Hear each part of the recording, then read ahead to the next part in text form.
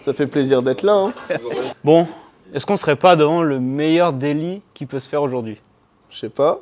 Les amis, on se retrouve pour cette nouvelle vidéo. Je suis aujourd'hui avec, je suis au shop, mais avec les mecs de Machinistic. Yannick, Kevin, Armand. Yes, et on a Fred qui est avec nous aussi. Qui nous fait des petits plans supplémentaires. Le lieu est cool et les bières sont bonnes. Franchement, si vous passez en Haute-Savoie, ça fait super plaisir. En tout cas, je suis méga content de vous recevoir chez nous, surtout avec la M3 Touring parce que c'est vrai que c'est méga exclusif d'en avoir une. Alors on va pas la présenter, ça reste quand même la première M3 Touring, hein, faut se le dire. C'est attendu. Mais c'est bizarre parce que pourquoi faire une M3 Touring? Pour la on espère répondre à la question cette semaine, tu vois, on part en road trip avec. On se fait la route des Grandes Alpes, mais... On y est là. Ouais, on y est, premier trip machinistique, on se fait la route des Grandes Alpes, c'est la guerre. On descend, on fait Thonon-les-Bains, Menton, que par l'école. 3 jours de belle route. En M3 Touring G81, 500 chevaux, mais surtout 4 places. Un grand coffre qui est chargé, on a mis le filet à chien derrière. Mais genre t'as eu des sensations ou c'est la vitesse qui t'a donné des sensations? Non, les sensations en fait. Ah ouais? Les remontées d'informations dans les fesses, ça me surprend. Je me dis même à, je sais pas, à 50-60%, la caisse elle est incroyable. Vous voyez, ça c'est la France, c'est bloqué derrière un berlingot à 40 à l'heure dans un véhicule allemand typé sport. Un road trip à la montagne, sans acheter de la charcuterie. Allez, une petite axelle.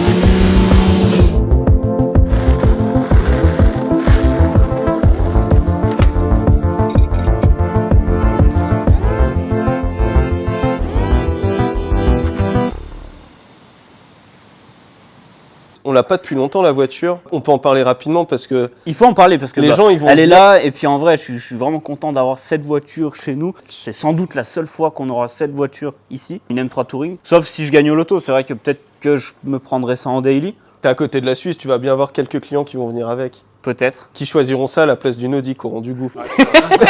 Non, en vrai, on l'a pas depuis longtemps, on a fait beaucoup d'autoroutes avec aujourd'hui, mais c'est une caisse qui est assez plaisante et qui a un petit peu d'ADN BMW à l'ancienne, comme nous on aime. On est dans le classique, vous aussi, et c'est vrai qu'on n'est pas habitué à ce genre de caisse. Bah comme tu dis, classique AutoWork, ou même nous, Machinistic, on aime les caisses classiques plutôt. Mais on reste pas fermé à ce genre de choses. Bah là, pour faire un road trip, où ce qu'on veut, c'est faire des belles images de routes, de paysages, et on va bivouaquer avec.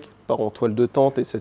C'est une caisse qui est assez bien pour ça. Hein. Et ça va vite, c'est effrayant comment ça va vite. Enfin, faut essayer, mais c'est une PlayStation, c'est bizarre. On était un peu excitant en la récupérant. et à chaque fois que là, on peut, tu sais, tu la mets on a configuré les modes, tu as des modes de conduite. Ouais. Et ça fait très PlayStation, tu vois. Ça me fait mal de dire c'est marrant qu'il y a des modes, mais c'est vrai. Quand tu mets le mode où elle a les suspensions, tout qui est un peu dur, tu retrouves des voitures un peu fermes comme on aime. Ouais. Et la voiture, elle vibre de fou.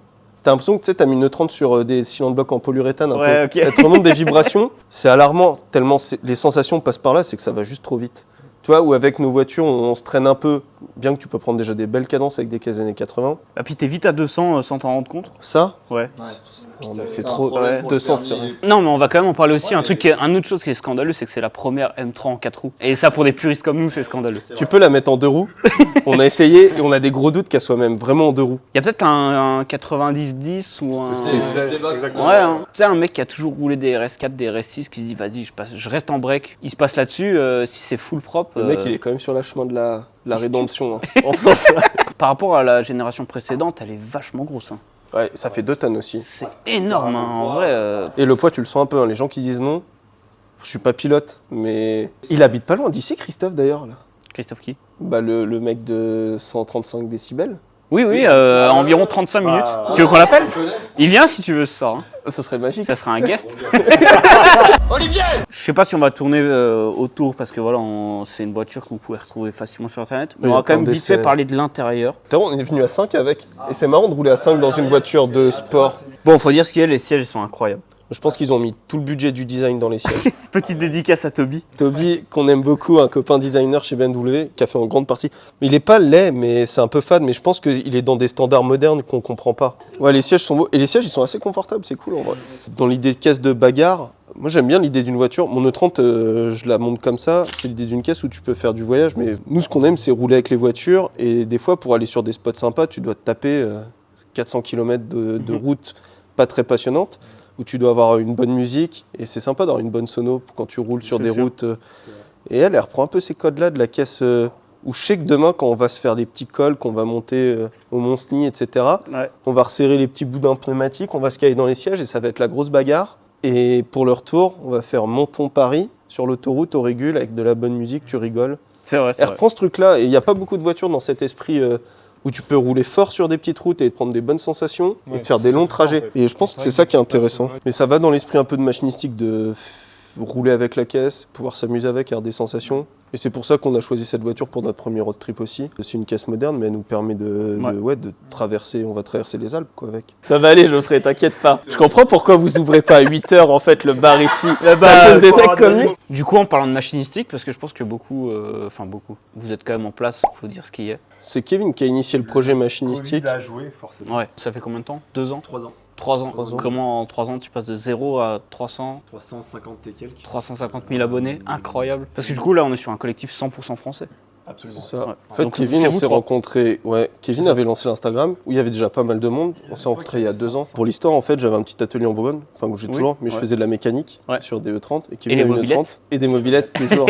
Et Kevin, il m'a amené sa voiture parce qu'elle avait des soucis dessus, enfin de 2-3 trucs à faire, un train arrière, le pont qui fait du bruit. Et du coup, on s'est rencontrés et il me dit ouais, je veux faire quelque chose de ce compte Instagram où il y a beaucoup de monde. Et avec Yannick, on a eu un précédent projet de média qui s'appelait Vago. On avait la volonté de refaire quelque chose ensemble. On se l'était dit, on savait pas quoi. Et quand du coup, Kevin m'a dit je sais pas trop ce qu'on peut faire en plus de l'Instagram, je dis mais en fait on fait un média et du coup il y a un site internet maintenant, machinistique.com, c'est Yannick qui l'a développé. Du coup les gens peuvent y retrouver du contenu en plus du compte Insta avec des road trips, des événements. On s'est croisé à l'Ultrace, Bien sûr. il y a un article sur l'Ultrace, on est allé au Mans Classique et l'idée c'est de faire tous les événements de France, d'Europe et du monde si on peut, tu vois, et les remettre et proposer un site.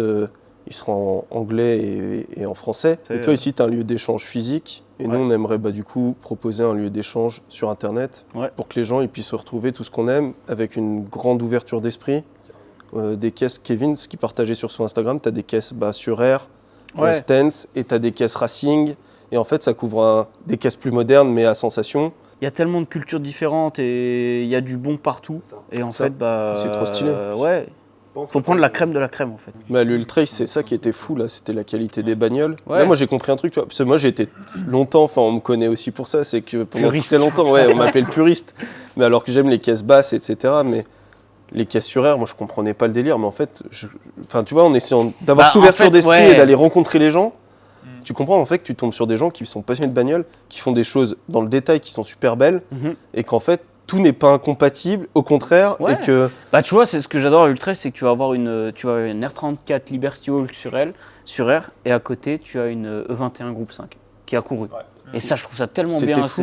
Parce que mais l'Ultrace qui invite les copains du Hofmeister. Ouais, aussi. Ça, jamais de la vie, mais Jasper, c'est un puriste comme moi, on pourrait le considérer. Et le mec, il l'a invité, il a un stand de fou.